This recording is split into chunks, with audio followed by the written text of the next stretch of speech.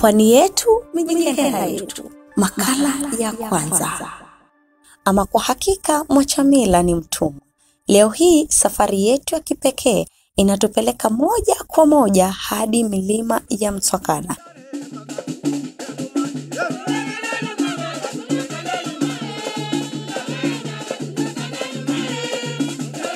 Eneo la Kwale katika kata ndogo ya Samburu. Hapa ndipo tunakutana na jamii ya Duruma, mojawapo ya makabila 9 ya Mijikenda, kundi ambalo limekuwa nguzo muhimu katika historia, maendeleo na utamaduni wa pwani ya Kenya.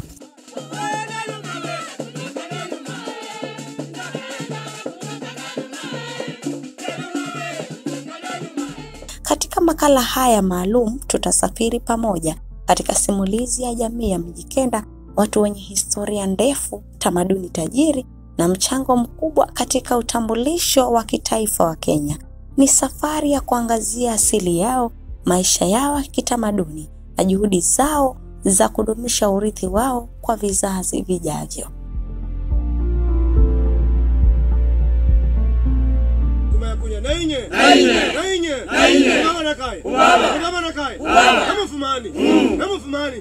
Maana ya Mijikenda. Neno Mijikenda linamaanisha miji 9, likiwa ni rejea kwa makabila 9 yafuatayo: Giriama, Digo, Duruma, Chonyi, Kauma, Ribe, Rabai, Jibana na Kambe. Inasadikiwa kuwa jamii ya Mijikenda walitokea maeneo ya kaskazini mwa Afrika Mashariki, hasa sehemu za Somalia na Ethiopia ya leo. Walihama kutoka maeneo hayo wakikimbia vita na mashambulizi ya makabila mengine hadi walipokita makazi yao katika misitu ya Kaya, maeneo yaliyokuwa na umuhimu mkubwa wa kisiasa, kiroho na kiusalama. Misitu ya Kaya kama vile Kaya Fungo, Kaya Kinondo na Kaya Kauma yalikuwa makao makuu ya kiutawala na pia sehemu za ibada.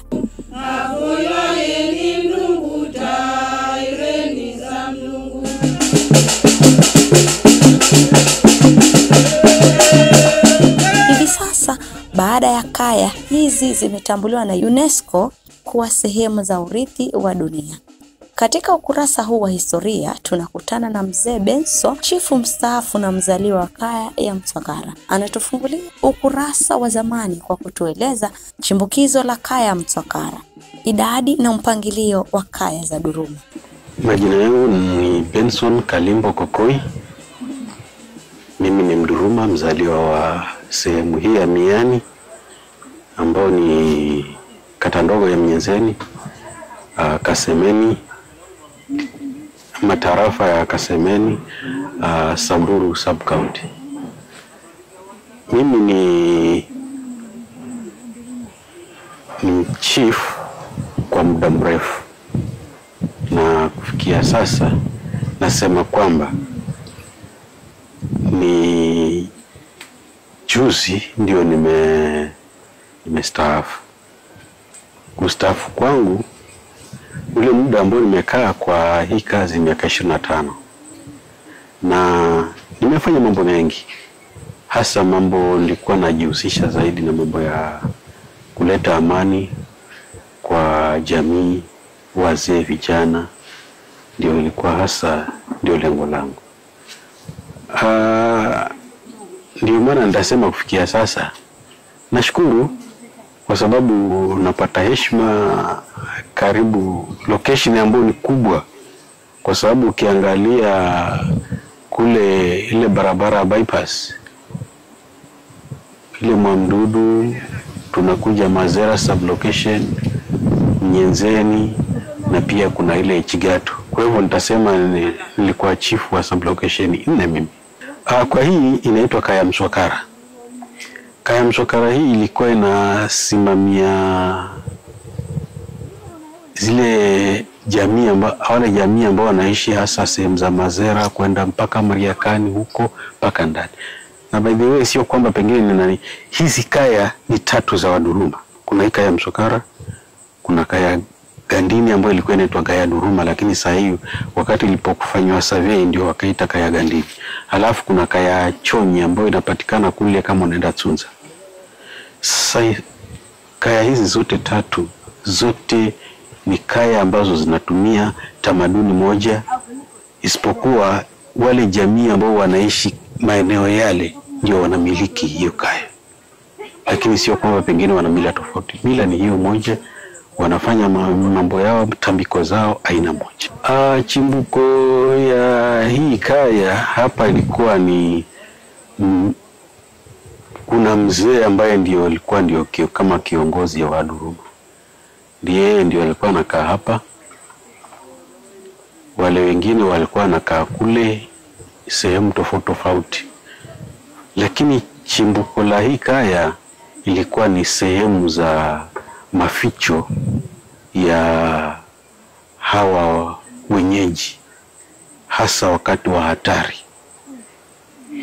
Kule nyuma kulikuwa na baadhi ya watu fulani ambao walikuwa kutoka jamii nyingine. Sasa wao walikuwa wanavamia Waduruma, na wakiwavamia wanawapora kama mifugo, hata binti zao wanaweza enda nao, mabibi zao wanaweza enda nao. Sasa ikawa ni shida. Ndio wao wakawa sasa wametengeza hili kama boma lao. Wakati wa hatari watu wanakimbilia huko. Walikuwa wanafanya mambo yao ya kimila kiasi cha kwamba yoyote ambaye atakuwa anakuja na yeye si mwenyeji wa hii jamii alikuwa hawezi ingia ndani. Kuna sehemu ambayo kuna kama kamsitu unakaanza pale, ndio utoke peupe ndio uje tena hapa ndani. Sasa pale ndio palitengwa kufunga jamii nyingine yoyote. Ukipita hizo sehemu na wewe si jamii ya hapa, huwezi ingia ndani, utaanguka na utafariki pale pale. Na lengo la kufanya hivyo walikuwa wanajikinga na wale jamii ambao walikuwa wanakuja kuwavamia na kuwaibia vitu vyao. Uhusiano wa kaya hizi ni wa utangamano au ushindani? Hawa ni watu ambao wanatangamana. Kwa sababu na hasa ilipokuja hawa watu wa, maana waliunganishwa zaidi na watu wa National Museums. Ndio walikuja wakafanya survey za makaya hizi zote. Lakini hata kabla hapo kuna yule kiongozi wa Waduruma. Yeye ndiye ambaye alikuwa anaunganisha wale viongozi wa kila kaya, na wanakaa pamoja, wanajadiliana mambo yao. Kama kuna shida, wanajadili mambo yao. Sasa watu wa Kaya Msokara wanaita watu wao, wanawaambia. Watu wa Kaya Duruma wanaita, wanawaambia. Watu wa Kaya Chonyi wanawaita, wanawaambia. Sasa zote mila zote ni moja na kila kitu ni aina moja. Kwa hivyo tofauti tu ni wale watu wa maeneo yale ndio ambao pia ndio wanakuwa kama viongozi. Lakini kukiwa na nani, mara kwa mara wanakutana, wanajadili, wanaangalia changamoto za kaya hii na ile, wanaangalia ili watafute mbinu za kumaliza hii changamoto. Ushirikiano baina ya utawala wa serikali na uongozi wa jadi wa kaya. Umuhimu wa kaya katika kudhibiti changamoto kama uhuni na uhalifu miongoni mwa vijana. Kwanza mimi hasa wakati ule wa National Museums, wao ndio walikuwa wanaambia jamii kwamba hamwezi faulu, maana kule nyuma ilikuwa utakuta viongozi wa kaya na sisi kama viongozi wa kiserikali ilikuwa tunakaa tofauti. Lakini hao ndio wakasema ninyi hamwezi kuwa mbalimbali, kwa sababu kuna mambo ambayo yatakana watu wa serikali wawasaidie. Mkiwaweka mbali itakuwa ni shida. Kwa hiyo pale ilikuwa ni kwamba wote wanatengamana, wote wanafanya kazi kwa pamoja, Ndio maana nashukuru mimi wakanichagua kama patroni wao wa hao viongozi wa kaya Msokara. Na ukiangalia nilikuwa ninakalisha wazee na waeleza uzuri wa watu kutangamana na kupenda kaya. Vijana pia nao na wakalisha na waeleza umuhimu kwamba watu waheshimiane kama jamii moja. Mkianza kutekana mambo yataanza kuharibika. Kwa hivyo sasa wanakuwa na ile bond, wanakuwa kama kitu kimoja. Challenge ambayo sana sana wazee ndio walikuwa wakifanya. Walikuwa wameanza kupora ile miaka kama 2000. Wazee walikuwa sasa kumeanza hii mambo ya climate change, mambo ya chakula, sasa wamepata msitu ndio wakupora. Sasa wakawa hasa ni mara wanakuja kukata miti, wanaenda kuuza, lakini wanakosa kujua kwamba ni madhara ambayo wanayafanya ambayo wafuata wao wenyewe. Ndio maana hasa nilikuwa nikikaa nao nikueleza hivyo na walikuwa wakiheshimu. Kwa kauli yake, Mzee Benson anaeleza pia mafanikio aliyopata wakati wa uongozi wake kama chifu, nafasi yake katika kulinda mila za jamii ya Duruma. In fact mimi kwa sasa nilistaafu 2023. Lakini kutoka 2023 mpaka sasa ile 2024 ndio tulianza kuona mambo yanachipuka. Kwa mfano kama vijana kujiunga kimakundi ya kimaeneo.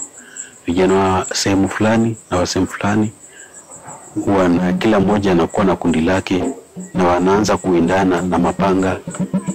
Wakati wa hii kama matangani wanapigana, wanakatana mapanga, hasa madisco na sehemu zile. Hata harusi utakuta watatoka pale wanaenda kukatana mapanga huko mbele. Hata hao hata wajua, lakini utasikia watu fulani walikatwa, labda mmoja kwa hospitali ama wawili wa hospitali. Hayo ni madhara ambayo na saa hii ndio yameanza kujitokeza. Kwa hivyo naona hata kile ambacho kiko ni kwamba kwa sababu huyo chifu ni kama alichaguliwa juzi. In fact ni mwezi ule uliopita. Hata hajaanza ofisi. Bado na mpaka apishwe ndio aingie ofisi. Sasa nitakaa naye nimueleze mambo kama haya kwamba ashirikiane na mambo ya wale viongozi wa makaya. Na imani kwamba akishirikiana na viongozi wa makaya na wale vijana kuwapa elimu kwenye mabaraza, vikao fulani, itasaidia. Kwa sababu kitu ni kwamba kama wao jamii moja wa Duruma wanaanza kufikia kiwango cha kukatana mapanga, je, ukiwa na jamii kutoka kwingine si watazidi? Sasa ni wanataka elimu zaidi, wapate elimu ya kutosha ili wawezi kujua umuhimu wa kuishi kwa amani. Ni kwamba tujivunie Kenya kwamba kuna amani, kwa sababu ukiangalia nchi nyingine, kwa kweli nchi nyingine kuna amani sana. Lakini sasa tukianza kuishi kama Somali, watu wanauana ovyo ovyo, si vizuri. Lakini na imani kwamba mambo yatakuwa yanaenda vizuri kama na ikifika hapo mimi nitasema kwamba tushukuru. Hata zile fujo ambazo zinatokea Kenya ni za watu fulani ambao sasa kwa sasa siwezi wataja, lakini wanafanya hayo kwa manufaa yao, ambapo sasa huwezi tumia kijana akafanya fujo au wawane kwa sababu ya manufaa yako. Ni vibaya sana. Ni wazi kuwa kaya za Mijikenda si tu urithi wa kihistoria, bali pia ni misingi ya maadili, mshikamano na utambulisho wa jamii. Katika makala ijayo tutatazama kwa kina zaidi katika tamaduni za jamii ya Duruma, kutoka mila za ndoa, sheria, mavazi hadi imani zao za kitamaduni. Tunakushukuru kwa kusafiri nasi katika makala haya ya kwanza. Shukrani za dhati kwa wazee wa kaya, Mzee Shabani, Mzee Benson, Mzee Tsuma kutoka Kilifi na jamii nzima ya Msokara. Mimi ndiye nimekuwa msimulizi wa makala haya, Peris Rima, na mtayarishaji akiwa ni Kenneth Baraka kutoka Al Nur Digital Kenya.